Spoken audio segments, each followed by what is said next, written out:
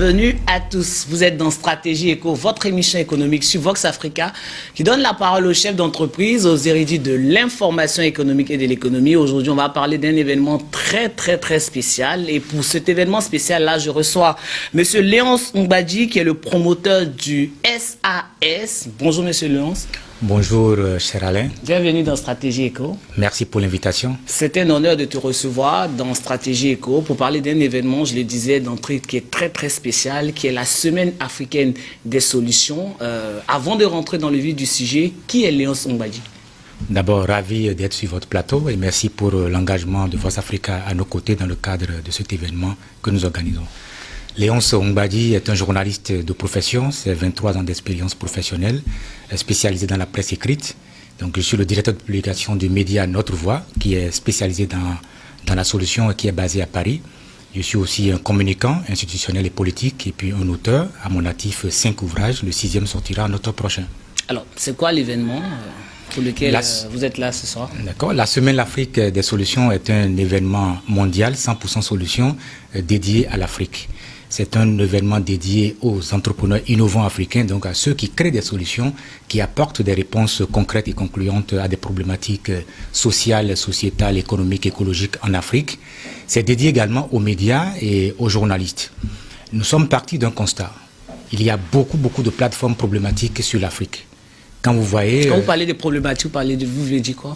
Quand vous voyez la plupart des conférences, la plupart des sommets, des tables rondes à l'international, même en Afrique, la plupart du temps, ça n'évoque que des sujets problématiques, c'est-à-dire la guerre, la famine, la pauvreté, le chômage, quoi encore, l'instabilité, le terrorisme, tout ce qui est négatif.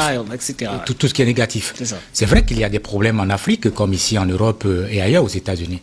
Mais on oublie souvent, à côté de ces problèmes qu'on ressasse chaque année, tous les jours, qu'il y a aussi des choses qui marchent en Afrique, qu'il y a aussi des solutions en Afrique. L'Afrique n'est pas un continent de problèmes, l'Afrique est un continent de solutions, un continent d'espoir, un continent d'opportunités. Et donc nous avons réfléchi à quelle plateforme alternative il faut proposer aux uns aux autres pour que nous puissions changer les narratifs qui font de l'Afrique un continent malade, un continent affamé.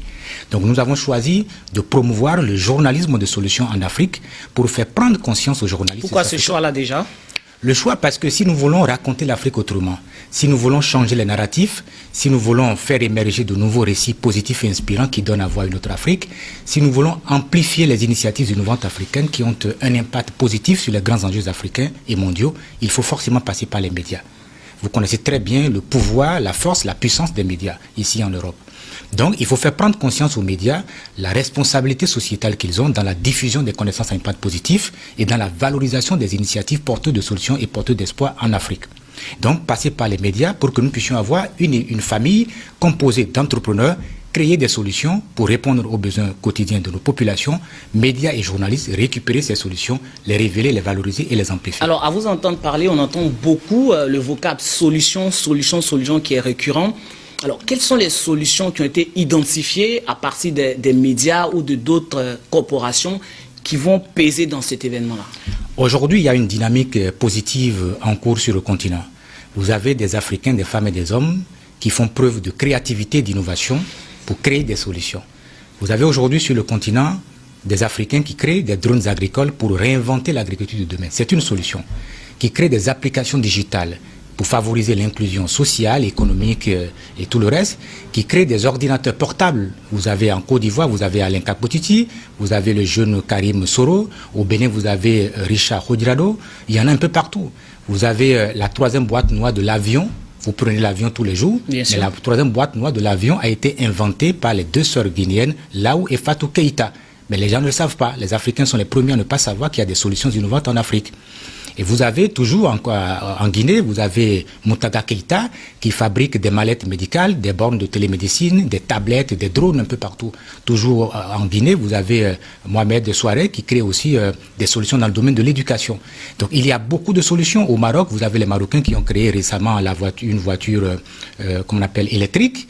Il y a des solutions au Togo, il y en a qu'on appelle en République démocratique du Congo. Il y a par partout exemple, sur le continent. Il y a des gens par exemple qui vont ramasser des déchets plastiques et les transforme en poubelle écologique et en briques autobloquantes ou en maillot de bain. Vous avez Bobo Bob Benza en RDC, vous avez la Sénégalaise Awa Saya également qui les transforme en maillot de bain. Alors pourquoi est-ce qu'on a énormément de solutions comme ça? On peut en citer pendant des jours, pendant des semaines, et on se dit que l'Afrique n'émerge toujours pas avec toutes ces solutions-là. Parce que nous avons un problème au niveau des médias en Afrique.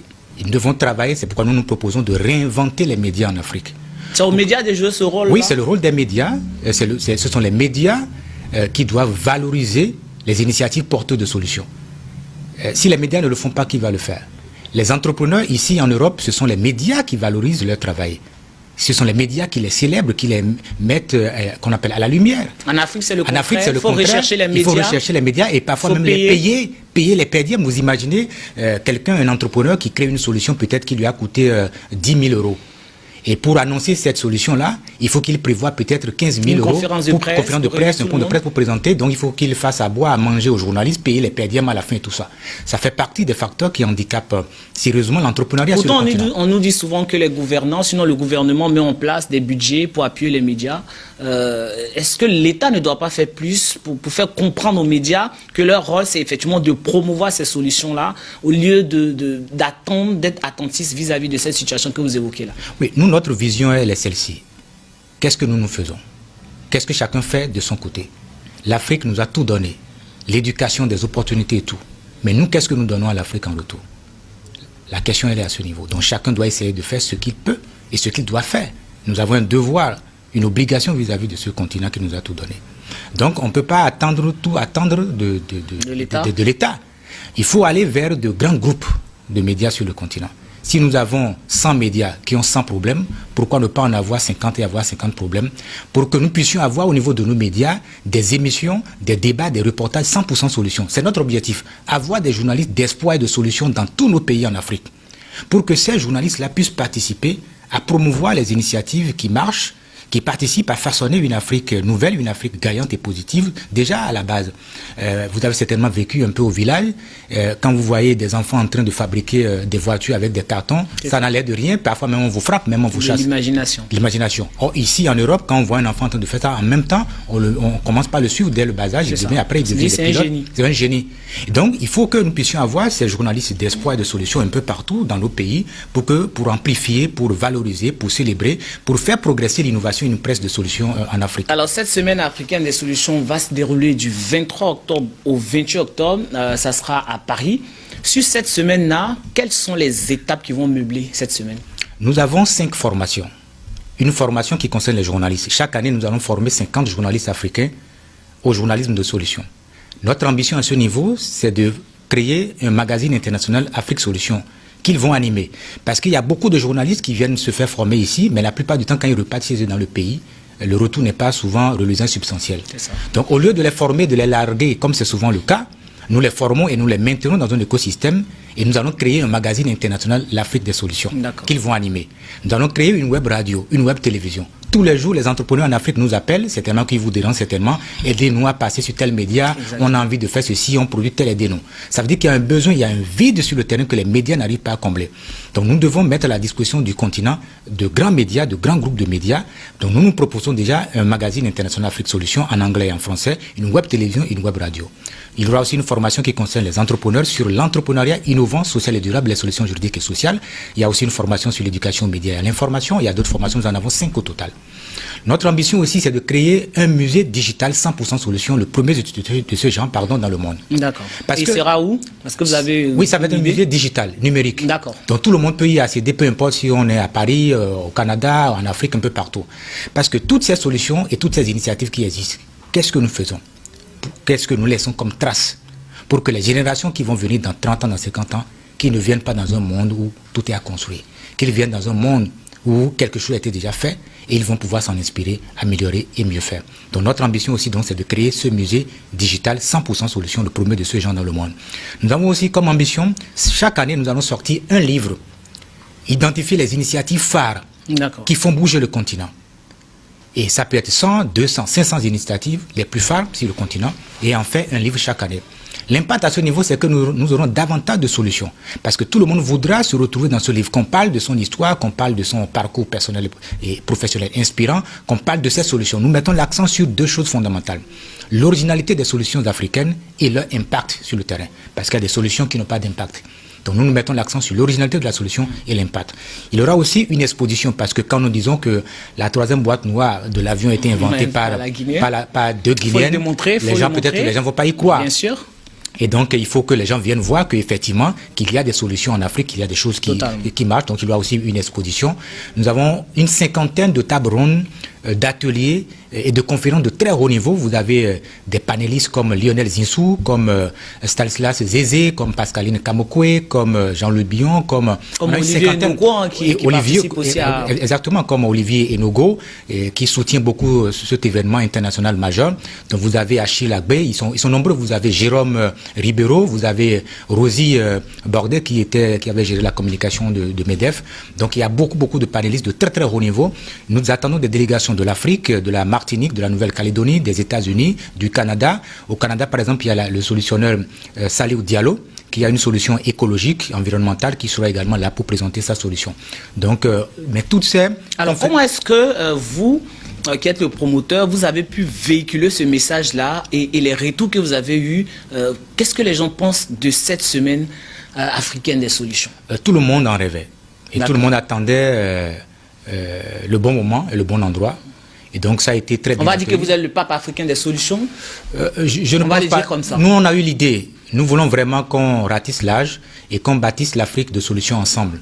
La Semaine d'Afrique des solutions est initiée par une association, l'association Notre Voix, qui édite le média Notre Voix. Notre Voix à Paris. Et donc c'est un événement professionnel, ce n'est pas du business, ce n'est pas commercial. Et donc nous voulons faire en sorte que tous les Africains et amis de l'Afrique se sentent concernés par l'Afrique des solutions pour qu'ensemble nous puissions vraiment bâtir une Afrique nouvelle, celle de nos rêves.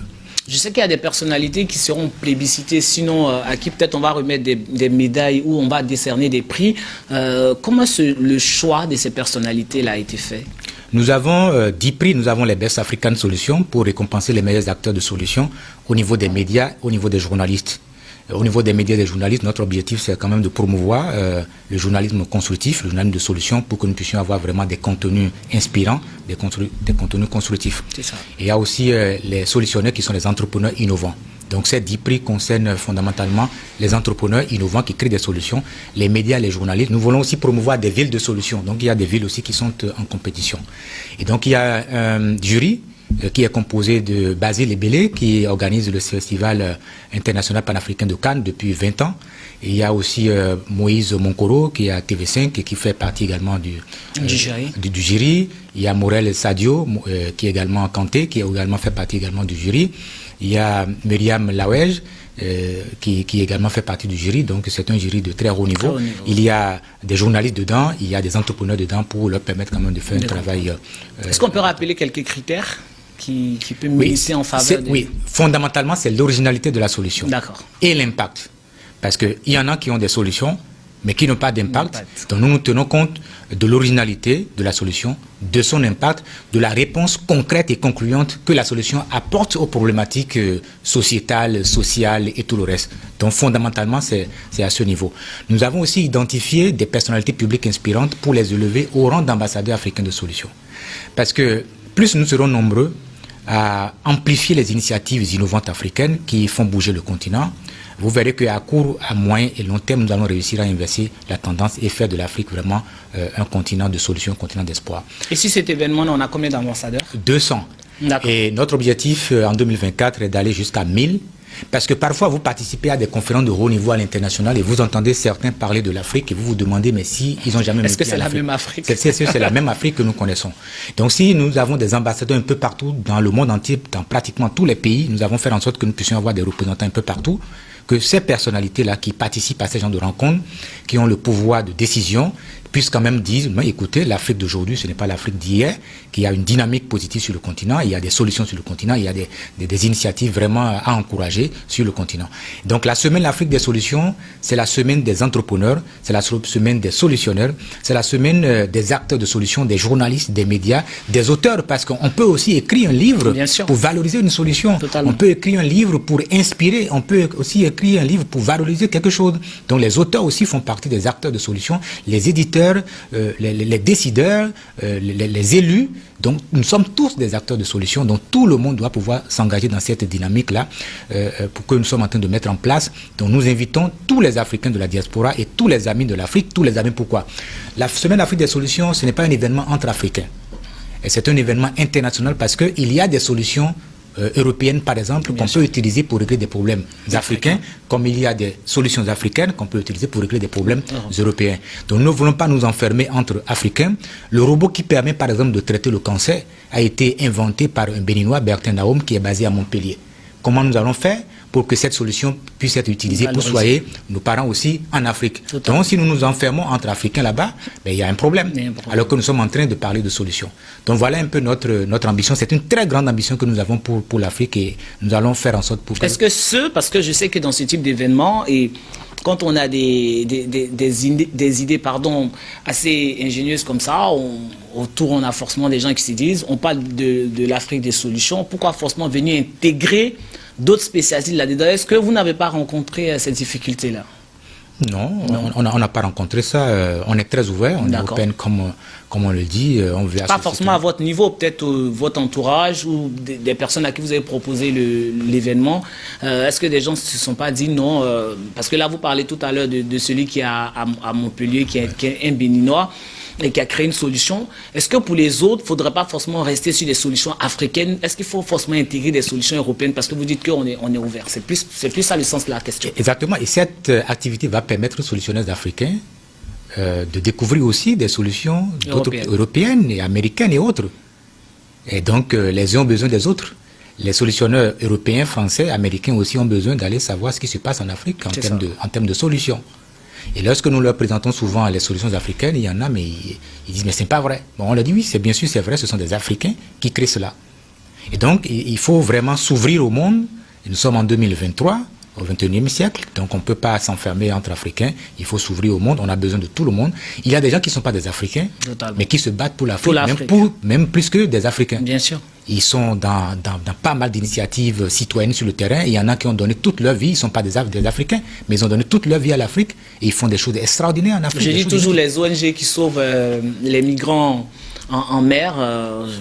Je vois toujours des grands bateaux. C'est plus des bateaux européens. Bon, je ne sais pas, je n'ai pas encore vu de bateaux africains ou algériens. Bien sûr, donc c'est cette structure-là. Vous avez des structures comme SPAC News qui regroupent un tas de médias africains internationaux pour valoriser des initiatives qui marchent, mais ce ne sont pas des Africains, c'est des Français. Et donc, vous avez Jérôme Ribeiro qui est beaucoup impliqué dans le domaine de l'intelligence artificielle. Tous les jours, il est sur le continent pour travailler, mobiliser et promouvoir l'intelligence artificielle éthique et éco-responsable. Donc, il y a beaucoup de ces personnalités qui ne sont pas forcément originaires de l'Afrique, mais qui sont passionnés, qui sont amoureux de l'Afrique et qui sont très attachés à l'Afrique. Donc, nous devons travailler avec tout ce monde-là parce que l'Afrique, comme on appelle le monde de demain, l'Afrique a son mot à dire. Et l'Afrique étant le berceau de l'humanité, nous devons faire en sorte qu'elle devienne le berceau des solutions pour soigner l'humanité. Alors un mot, M. Léonce Mungbaji, sur le positionnement de la communication et du journalisme. Aujourd'hui, le métier est en train de changer, il y a beaucoup d'évolutions, on a les réseaux sociaux, là on parle aujourd'hui de solutions. Alors pour vous qui êtes un professionnel depuis 23 ans, quel est votre regard sur cette évolution-là? Il faut réinventer les médias en Afrique. Le problème fondamental des médias africains, c'est que nous n'avons pas encore de véritables entreprises de presse. Nous connaissons très bien comment les médias en Afrique... C'est un peu fort ça, non? Non, ce n'est pas fort. Quand je parle d'entreprises de presse, c'est en termes de professionnalisation, en termes de spécialisation et surtout en termes de financement. Il faut accompagner les médias africains et surtout les médias panafricains qui sont en dehors de l'Afrique et qui sont aujourd'hui la voix de l'Afrique. Il faut pouvoir les soutenir, surtout financièrement. Bien sûr. Parce que seuls ces médias-là ne peuvent pas tenir. Et donc, nous devons faire en sorte que ces médias qui existent, nous devons les soutenir pour qu'ils puissent se renforcer, pour que nous puissions avoir des résultats encore plus reluisants et substantiels. Donc, il y a la question de la spécialisation, la question de la formation, la question du financement. Nous avons prévu, lors de cette semaine d'Afrique des solutions, panel sur les solutions pérennes de financement des médias constructifs en Afrique. Parce que si nous n'aidons pas nos médias en Afrique, nous sommes combien dans la diaspora d'Africains? Nous sommes beaucoup. Si nous prenons 100 000 Africains dans la diaspora qui décident peut-être chaque mois ou chaque année peut-être de donner 1 euro pour soutenir les médias panafricains. Force Africa fait énormément, beaucoup pour l'Afrique depuis des années. Moi, je regarde votre chaîne depuis quand au moment où j'étais au Bénin jusqu'à aujourd'hui. Il y a beaucoup d'émissions constructives sur la chaîne. Mais seul, vous ne pouvez pas tenir. Il faut vous accompagner, il faut vous soutenir. Et donc, tous les Africains qui se sentent concernés par l'Afrique doivent pouvoir mettre la main à la poche pour dire il faut pouvoir soutenir. On peut soutenir pas forcément financièrement, mais on peut soutenir d'une manière ou d'une autre pour que ces chaînes-là puissent exister. Parce que si ces chaînes-là disparaissent, le vide sera encore énorme, profond. Donc il faut faire en sorte que nous puissions accompagner ces médias qui sont là et qu'on forme davantage les gens. Aujourd'hui, au niveau de l'Afrique francophone, il y a un problème de contenu qui se pose aujourd'hui. Certains de nos médias aujourd'hui, il y a beaucoup plus de blogueurs, d'influenceurs et tout ça. Donc il y a des journalistes qui ont fait des écoles de journalisme aujourd'hui qui sont à la maison, qui n'arrivent plus à trouver du boulot. Et donc moi je me rappelle, il y a 20 ans par exemple, quand il y avait un conseil des ministres un vendredi, on sortait le journal le lendemain, le samedi, parce que dans le temps, il n'y avait pas encore les réseaux sociaux. Mais aujourd'hui, quand il y a conseil des ministres, même un dimanche, même sur Internet, tout est déjà sur Internet. Donc, ça change.